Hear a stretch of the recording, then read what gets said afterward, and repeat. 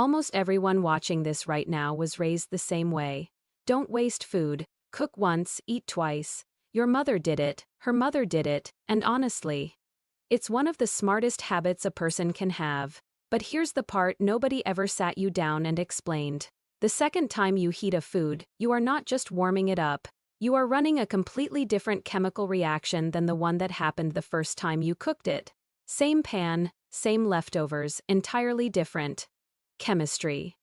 And for specific foods, reheated a specific way, quietly build compounds that international health researchers have formally linked to cancer risk. I want to be very precise here because there's a lot of noise on the internet about this. Leftovers are not the enemy.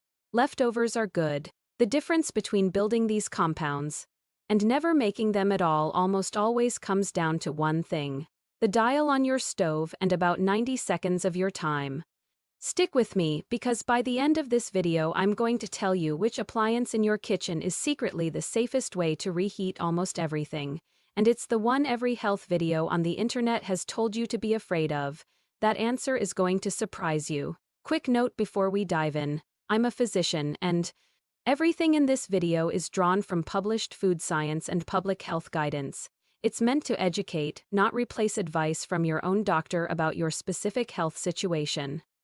Now, before we get into the 4 foods, I want to know something from you. In the comments, tell me honestly. Do you keep a jar of used frying oil under your sink?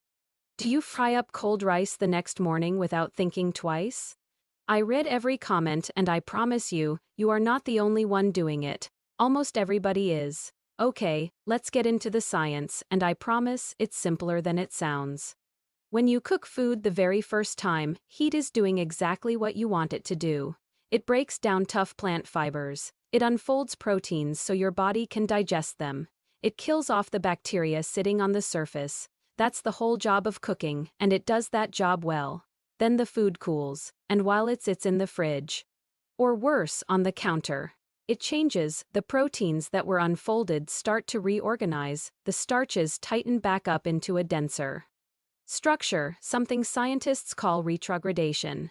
Think of it like the food ray locking itself into a new shape, and any bacterial spores that survived the first cooking begin to wake back up. So when you put that food back on the heat a second time, you're not reheating the same material you started with. You're heating something that has already been altered once, and that second round of heat does 3 specific things the first one never did. 1. It creates new compounds form that simply were not present in the original food. 2. It compounds. The first cooking already started some of this chemical damage. The second heat builds directly on top of it, so the reaction runs faster and further with every pass. 3. And this is the one most people don't know. It can't undo. Heat kills bacteria. But heat does not destroy certain toxins that bacteria leave behind before they die. So a reheated dish can look, smell, and taste perfectly safe, while the actual danger is sitting right there on the plate.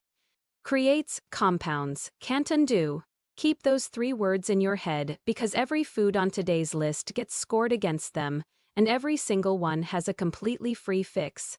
Let's start with food number 1, spinach and dark leafy greens. Spinach, kale, chard, arugula, beet greens, the whole leafy green family. Fresh spinach, raw or freshly cooked, is one of the best things you can put on your plate.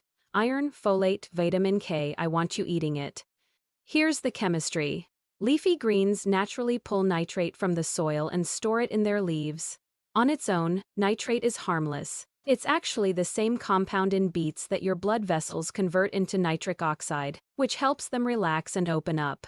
The problem isn't the nitrate, it's what happens when the cooked greens sit in that warm zone between roughly 40 and 140 degrees Fahrenheit. Bacteria on the leaf convert that nitrate into nitrite, a much more reactive form. Then, when that dish gets reheated in the presence of protein, say a spinach and egg dish, the nitrite reacts with amino compounds to form something called a nitrosamine. Nitrosamines are one of the most extensively studied classes of chemical linked to cancer risk, and international cancer researchers have classified this exposure pathway as a probable human carcinogen. I want to be honest about scale here, because I am not trying to scare you. One reheated spinach dish is not a diagnosis. This is a small repeated exposure over decades, which is exactly how most diet-related cancer risk actually builds up. The fix, and it's free. Only cook the greens you plan to eat that meal. Get leftovers into the fridge within an hour, and when you do have extra, eat them cold in a salad the next day. Cold spinach keeps every bit of its nutrition and skips the second heat entirely. Now, food number 2, cooked rice. This next one has genuinely sent people to the hospital. Raw rice naturally carries the dormant spores of a bacterium called Bacillus cereus. Think of a spore as a seed with a hard shell built to survive exactly one thing: heat. So when you boil rice, you kill almost everything in the pot except those spores, which sail right through untouched. Once the rice cools on the counter, those spores wake up, multiply, and release a toxin called cerulide.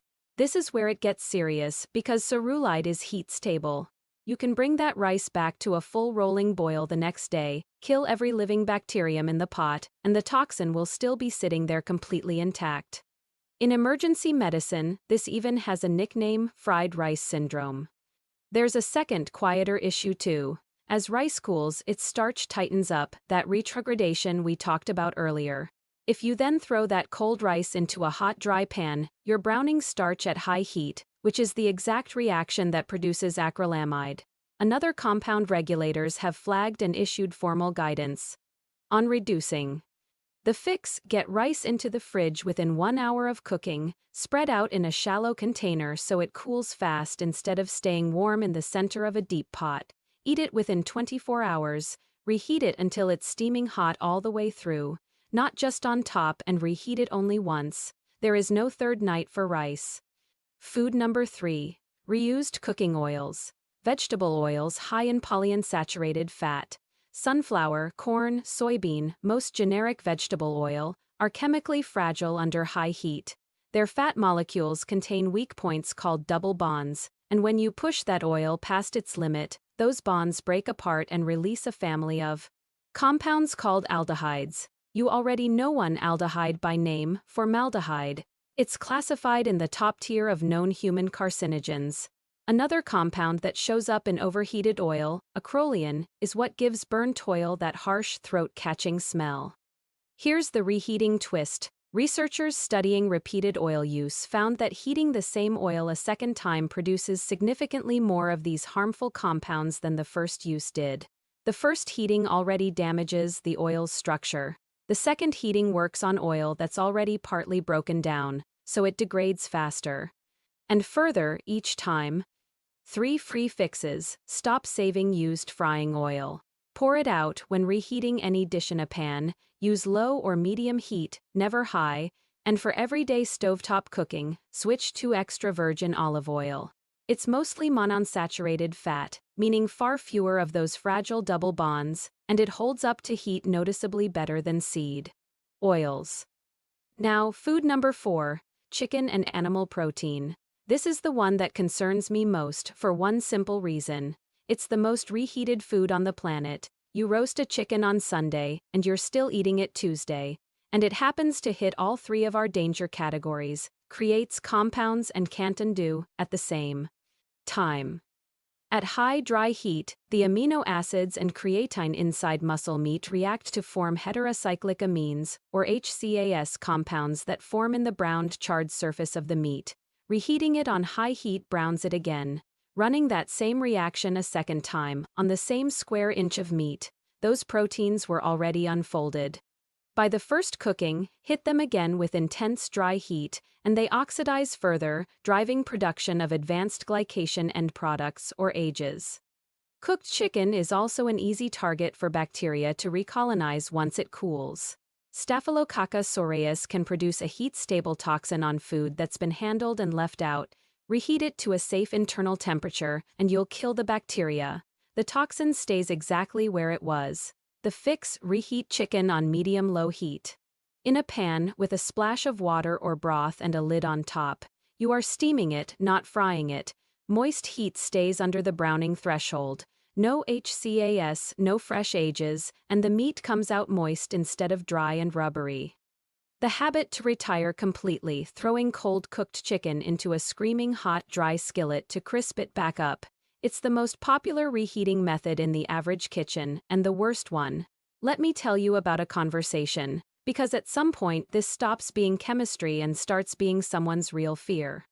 I had a patient, I'll just call her Joan, 68 years old, sharp as anyone I know, and she'd been cooking for herself every Sunday since she lost her husband 2 years earlier. That spring, her younger brother was diagnosed with colon cancer. She came into my office and asked me something I've heard more times than I can count.